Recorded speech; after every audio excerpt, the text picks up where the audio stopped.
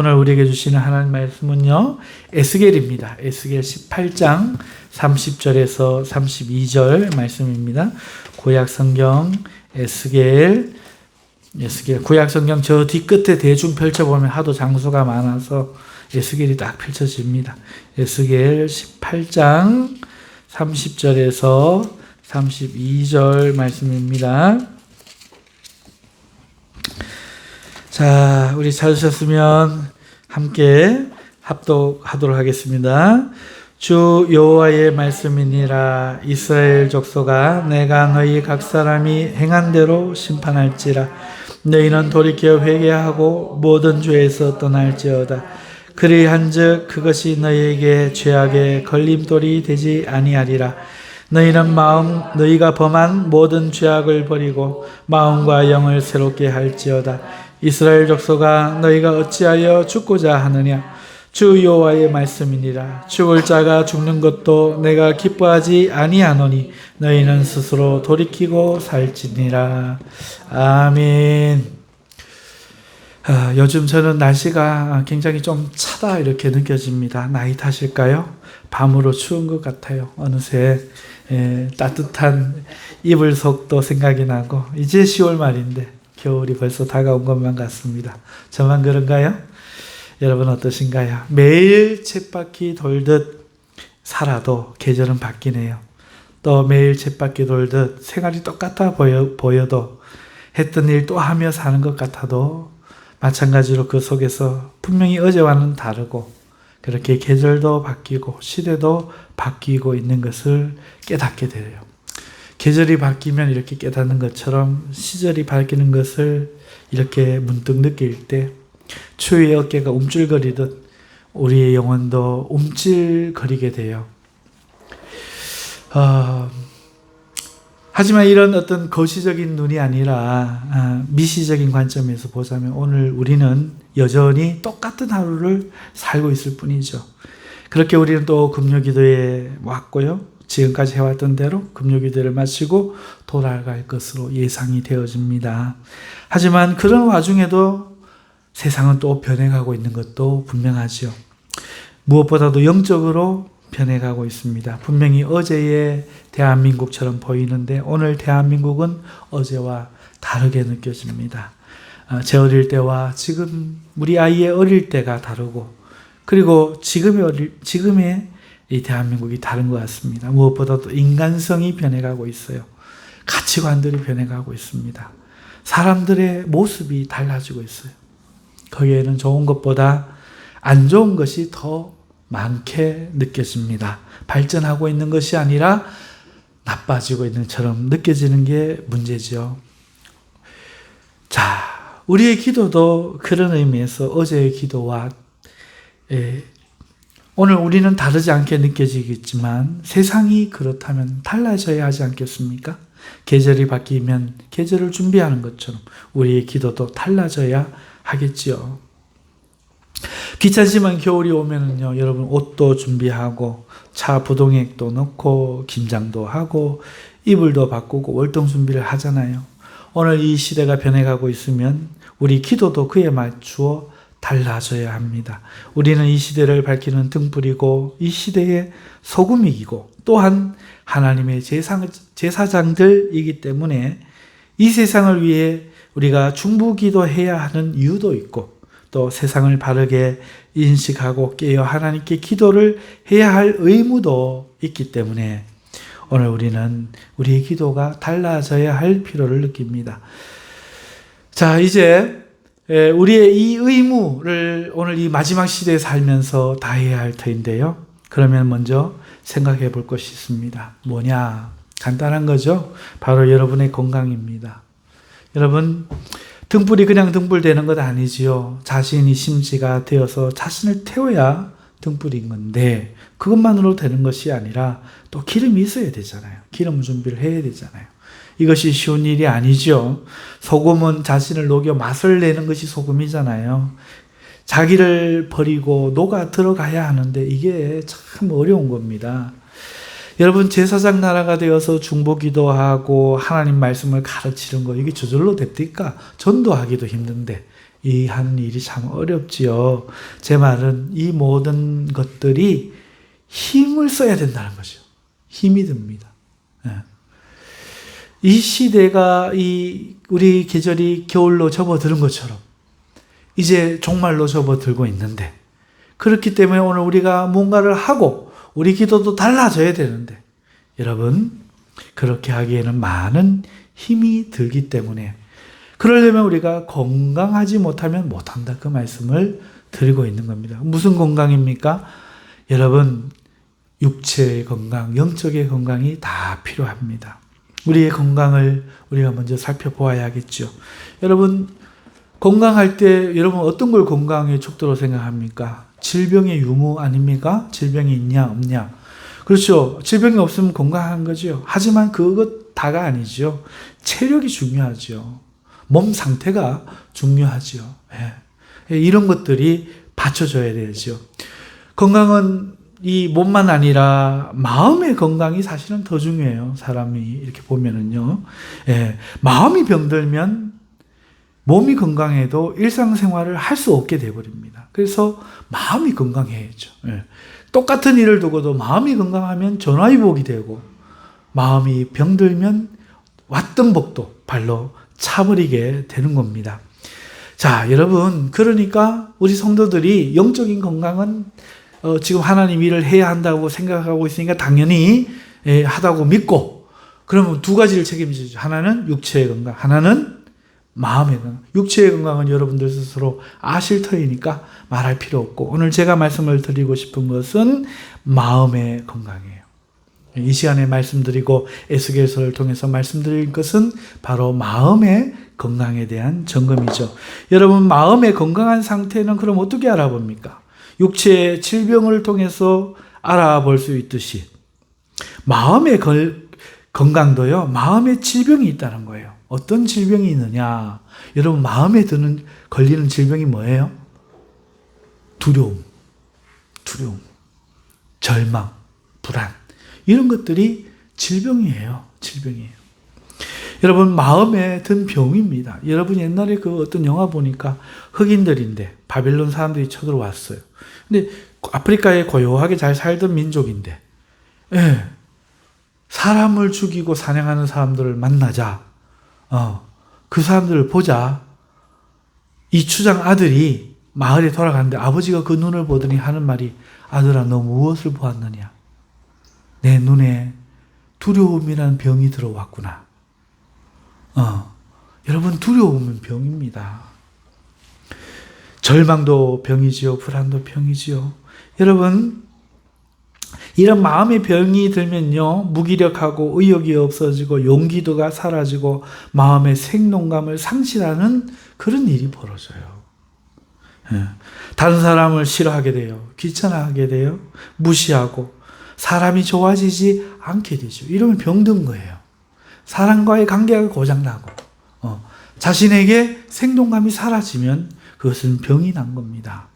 자, 그러면 반대로 건강한 마음은 어떤 마음입니까? 건강한 마음의 상태는 기쁨이 있는 상태죠. 평안과 희망이 있습니다. 그래서 뭐든지 하고 싶은 의욕이 자꾸 생기죠. 아, 이거 하고 싶다, 저거 하고 싶다. 이거 건강한 증거예요. 병든 증거가 아니고 건강한 증거입니다. 활력에 차지고 사람이 반갑고 사람을 기뻐하고, 그 다음에 응원할 수 있다면, 어떤 사람을 응원해 줄 수 있다면 그 사람은 참 최상의 상태라고 할 수 있죠.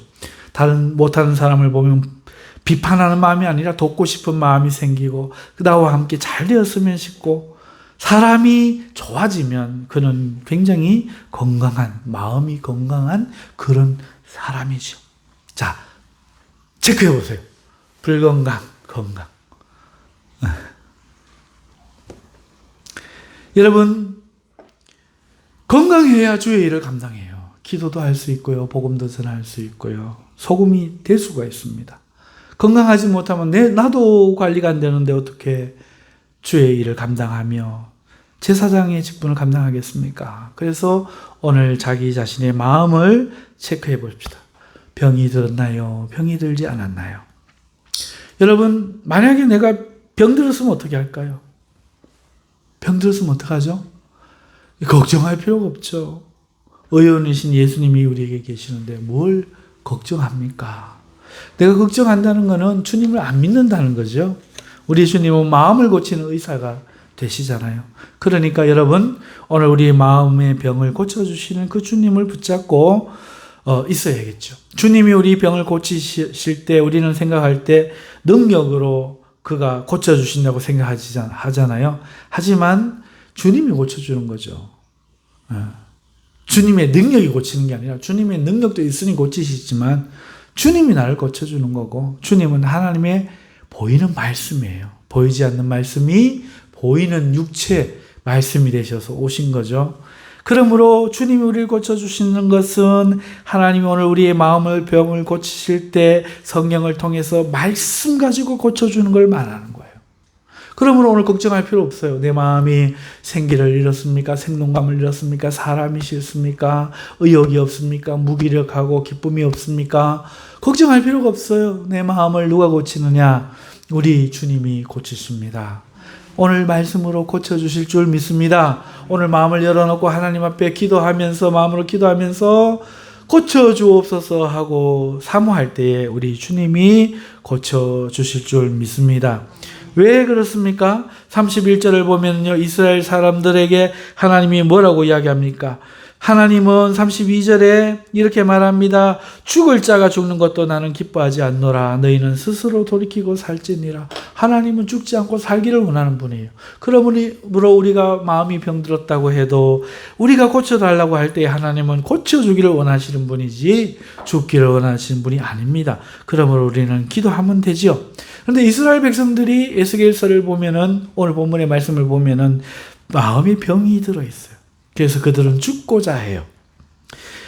너희가 어찌하여 죽고자 하느냐? 31절에 이야기하지 않습니까? 그런데 이 말은 잘못 들으면 이렇게 할 수 있어요. 하나님께서 너 죽고 싶냐? 이 말로 들을 수 있어요. 하지만 아니에요. 32절 보면 죽을 자도 죽는 것을 나는 원치 않는다 하셨으니 죽을 애가 아니죠. 너희가 왜 죽으려고 하느냐는 거죠.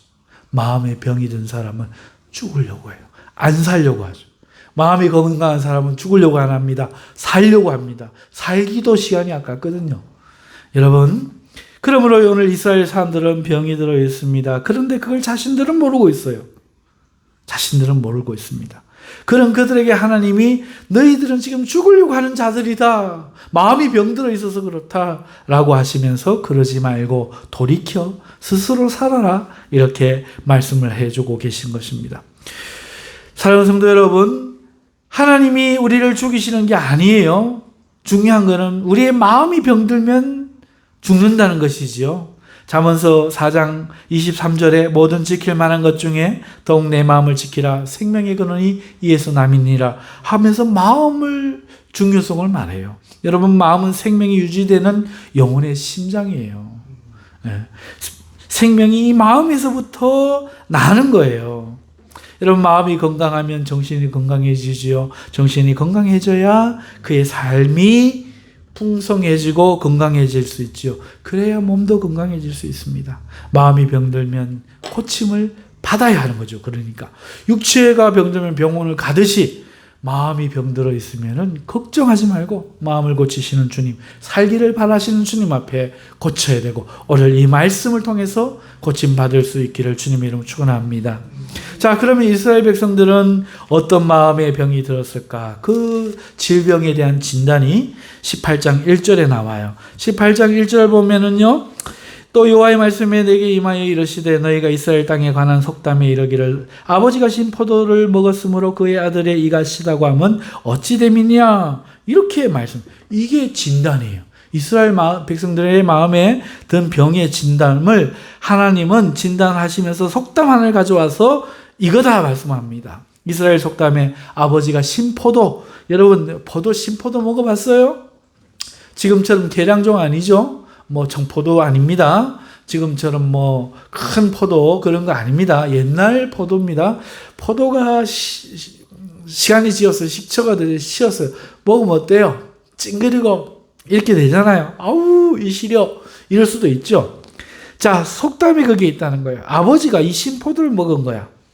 그러니까 그의 아들 이가시다. 이런 속담이 있는 거예요. 이게 무슨 말이냐? 어떤 사람이 자기가 신 거야. 그러니까 뭐라고 하는가 하면 우리 아버지가 날 뵐 때 심포도를 먹어갖고 내가 이렇게 이가 신 것 같아. 이런다는 거죠.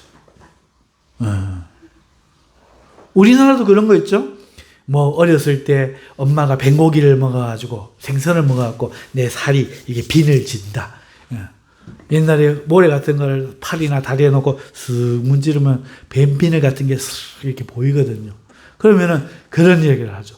또 이렇게 어떤 사람은 더 유별나게 그런 얼룩이 피부에 있기도 해요.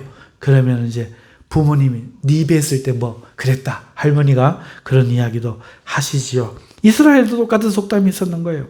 아버지가 심포도주를 먹어가지고 그 아들 이가 시다는 거예요. 그럼 무슨 말인가 하면 오늘 내가 이 겪고 있는 어려움이나 이런 상황을 부모님 탓으로 돌리는 거예요. 더 나아가서 자기가 죄를 짓고도 부모 탓이래요. 부모가 잘못해가지고 내가 이렇다. 이래가지고 하는 거예요. 이게 이스라엘 사람들의 병이었습니다. 원망, 남 탓. 이 병이 든 거죠. 이 속담이 하나님 보시기에 얼마나 싫은가. 하나님 너무 싫어한 거예요. 3절을 보면은 주 여호와의 말씀이라 내가 나의 삶을 두고 맹세하건대 너희가 이스라엘 가운데서 다시는 이 속담을 쓰지 못하게 하리라. 하나님 보세요. 내가 죽으면 죽었지 이거는 못하게 하리라. 이 말이잖아요. 내 삶을 두고 맹세하건대. 내가 살아있는 한, 내가 죽으면 몰라도 내가 살아있는 한은 이 속담은 이스라엘이 못 쓰게 하겠다. 보세요. 속담 하나 가지고 하나님이 얼마나 싫어합니까? 그렇죠? 자, 원망, 남 탓.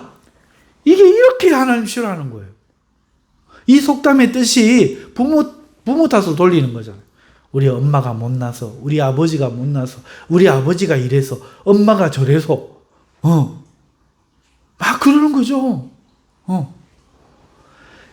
여러분, 이것은 너무너무 큰 질병이었던 거예요. 하나님이 너무너무 싫어하는 하나님 백성에게 있어서는 안 되는 질병이었다는 것이죠. 그러면서 하나님 말합니다. 왜 남 탓하노? 그건 네 탓이다. 네 탓이다. 응? 오늘 저 훈영이를 우리 전도사님이 데리고 구미까지 이제 갔는데, 훈영이 실제 마음 뜻은 어떤지 몰라도 내가 듣기로는 구미역을 그 톨게이트를 지나고 있는데, 훈영이가 자기소개서를 읽어주는데 마치 그때 읽어줬는 거야. 전도사님 그거 듣다가 톨게이트를 지나쳐버렸어. 내려야 되는데. 아이, 지났다 하니까 훈영이가 입에서 탁 나고 나면 망했다 이러더래요. 망했다. 누구 때문에 망했을까요? 망했다 이러더래요. 여러분, 전사님이 놓쳐서 지나서 망했을까요? 내가 내릴 때쯤 오히려 내가 잘했어야죠. 근데 우리는 그런 탓을 안 하고 남 탓을, 전사님이 놓쳐서 그랬다 이렇게 훈행이가 그렇다는 게 아니고 그렇게 생각하기가 나도 모르게 쉽다는 거죠. 저도 얼마나 그런지 몰라요. 저도 제 마음의 사랑보다는 여러분 탓을 할 때가 너무 많아요. 여러분 탓을 할 때가 너무 많아요. 아이, 훈영이가 말이야 설교를 똑바로 안 들어갖고 내가 설교가 안 돼갖고 말이야 이러면서 얼마나 그러죠. 이게 인류에게든 큰 하나님 백성에게는 있어서는 안 되는, 하나님 너무너무 싫어하는, 목숨 걸고 싫어하는 거예요. 내가 살아있는 한 내 삶을 두고 맹세하건대 이 꼴 못 본다 이잖아요. 그러니까 우리가 만약에 그렇게 하면 어떻게 돼요? 하나님이 그 꼴 내 못 본다. 남 탓하는 사람. 그거를 하나님이 싫어하시는 거죠.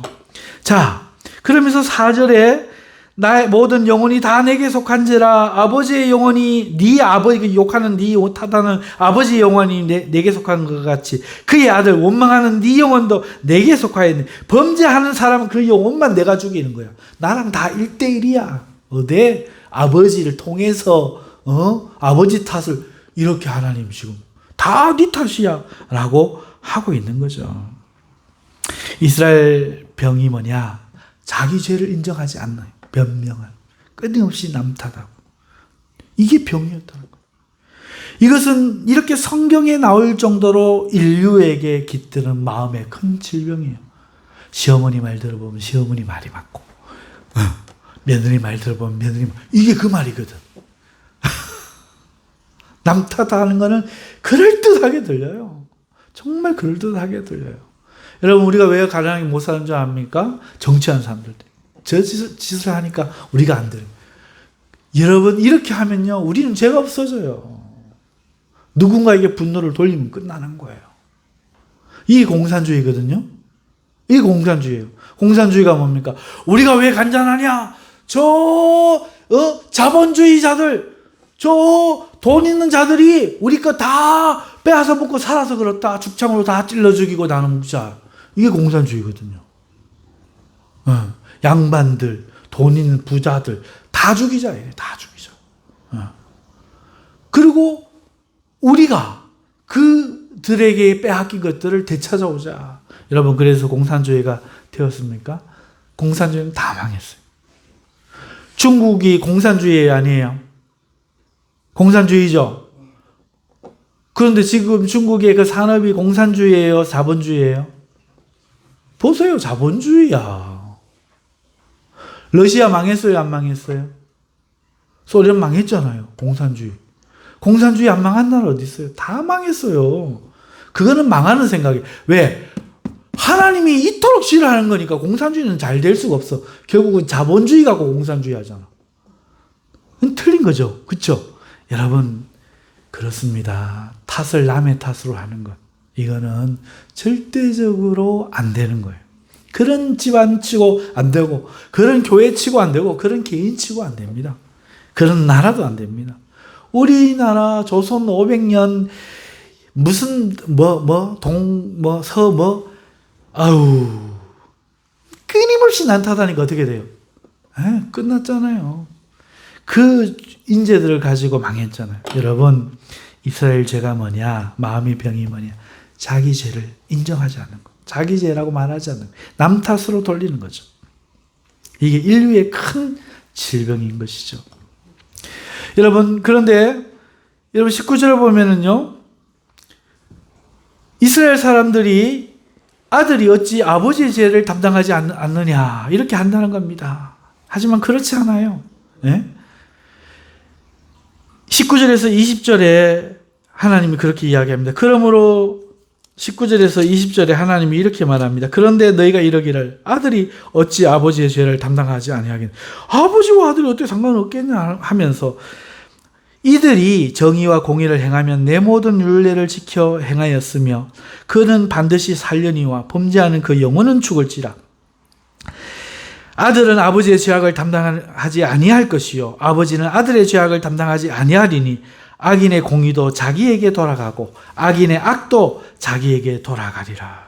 의인의 공의도 자기에게, 의인은 자기가 행하는 의인으로, 아들이나 아버지로 아니고 악인도 자기가 지은 죄로 자기에게 돌아가는 것이다. 이렇게 말씀을 하고 있다는 것이죠. 그래서 오늘 그 중간에 보면 그 내용들이 자세하게 나오고요. 사랑하는 성도 여러분, 자, 그러면 이제 심판만 남은 것 같죠. 의인은 자기의 행위를 했으니까 하나님께 칭찬을 받고 악인은, 죄인은 멸망당할 것이 분명해 보이지만 그렇지 않습니다. 그러나 21절에 보면 하나님 회개가 남아있죠. 그러나 악인이 만일 그가 행한 모든 죄에서 돌이켜 떠나 내 모든 율례를 지키고 정의와 공의를 행하면 반드시 살고 죽지 아니할 것이라. 회개는요, 잘못했습니다. 이게 아니야. 그거 안 하면 돼. 안 하면 살리라. 공의를 행하면 살리라. 말씀하는 거예요. 회개하면 되는 거예요. 내가 악인이에요? 내가 의인이 아니고 지금까지 악인으로 살았죠? 그러면 그것 때문에 지금 잘못했습니다 하고 죽느냐? 아니야. 잘못했습니다 이렇게 하면 사느냐? 아니야. 그거 안 하고 내가 오늘부터 정의와 공의를 행하면 하나님 뜻대로 살면 살아요. 이게 회개야. 회개는 감성에 사무치는 게 아니고 행동이야. 돌이키는 거죠. 자, 그래서 정의와 공의를 행하면 하나님이 살려요. 하지만 이스라엘 백성 병이 들어있잖아요. 마음에. 무슨 병? 남 탓하는 병. 그러니까 이들은 어떻게 합니까? 25절에 하나님 원망하는 거예요. 그런데 너희는 이러기를, 나는 이렇게 회개하면 돌이켜 줄 건데, 25절에 그런데 너희는 이러기를 주의 길이 공평하지 아니하다 하는도다. 주의 길, 하나님의 길이 공평하지 않대. 이스라엘 족속아 들을지어다 내 길이 어찌 공평하지 아니하냐. 너희 길이 공평하지 아니한 것이 아니냐. 자, 무슨 말인가 하면은 이런 거죠. 행한 대로 복 받을 놈에게 복 줬고, 벌 받을 놈에게 벌을 줬어. 이가 실이지. 벌 받아서. 무슨 말인지 이해가죠? 그러니까 아버지 탓이다 이러면서 오늘 내 삶의 문제를 아이고 누구는 부모 잘 만나갖고 저렇게 살고 나는 부모 만나가 이렇게 살고 하나님도 불공평하시지 이런다. 아니에요. 걔가 가난한 것 걔 탓이에요. 부모 탓 아닙니다. 우리 애들만 봐도 알아요. 우리 애들요 우리 훈영이 나이 때 그때는 우리 집이 망했어. 돈 한 푼이 없어요. 돈 한 푼이 없어. 어떻게 했는지 알아요? 저 중학교 3학년짜리가 나가갖고 알바를 했어요. 알바를 해서 지 알바하는 데서 우리 고기 사준 애들이야. 저거 학비를 대고, 저거 필요한 걸 사고, 저거 이것도 필요한 요금 내고. 그렇게 자라서 대학을 다 갔어요. 그렇게 하고 저희가 지금도 그렇게 부모한테 해주는 거예요. 될 놈은 돼요. 부모가 안 해줘도 해요. 이게 환경 탓이 아니에요. 부모가 안 해줘서 한 탓이 아니더라고요. 그런데 오늘 내가 못 사는 건 부모님 탓이다 하듯이 하나님을 원망하는 거야. 이 마음의 병이 드니까. 그리고 내가 은혜 못 받는 거는 교회 탓.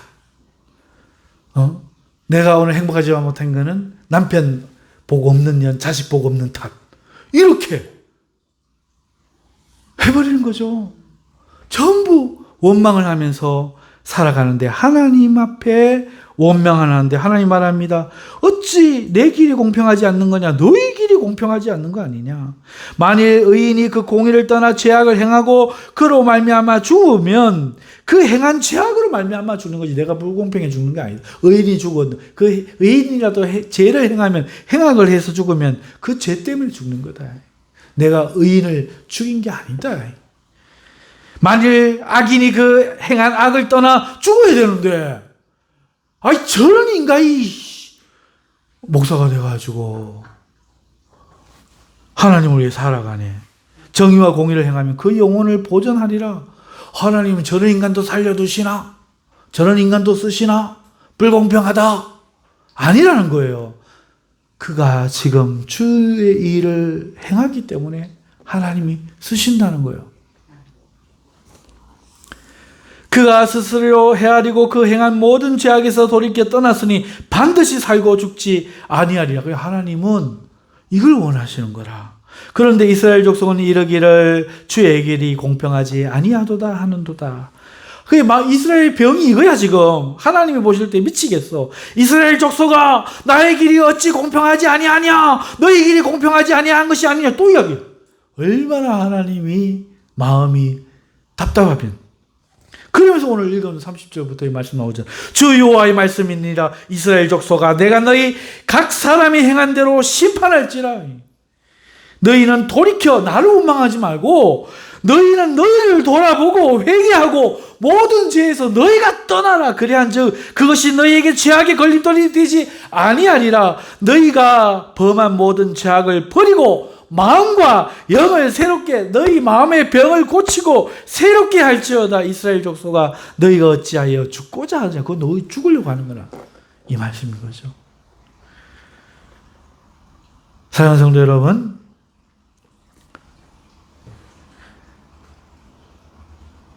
우리가요, 마음의 질병으로 이 큰 질병이 우리에게 들어오면 자기 죄를 인정하잖아요. 여기 성도님들 앉아갖고, 야, 이 저주받을 놈아! 하면은요, 화를 냅니다. 그렇겠어요? 안 그렇겠어요? 여러분, 우리는 나를 자꾸 뭐 이렇게 보시하는 거죠. 불교 용어로. 나를 자꾸 높여주고 위해 주는 걸 좋아해요. 여러분, 그런 마음에 자기 죄를 인정 안 하려고 하는 거예요. 목사님이 쌍소리 하면 은혜를 못 받는 성도가 있잖아요. 있어요, 없어요? 은혜 못 받는 성도 있어요. 목사가 뭐 저러나 그러면. 근데 목사님이 쌍소리 해가지고 은혜 받는 성도도 있어. 이웃잘 건데. 목사가 쌍소리를 하니까 더 깨어지고 더 와닿는 거야. 옛날에 서울에 유명한 목사님 중에 이천성 목사, 그 욕쟁이 목사, 그 밑에서도 은혜 받을 사람들 은혜 받는 거야. 지금 아니라고요? 저기 그 흰돌산 기도원에 그 누구야? 그 목사님 누구예요? 예? 윤석준 목사 보세요. 거의 쌍소리에 가까운 소리를 해요. 맞죠? 뭐, 일어나서 나라! 이럽니다.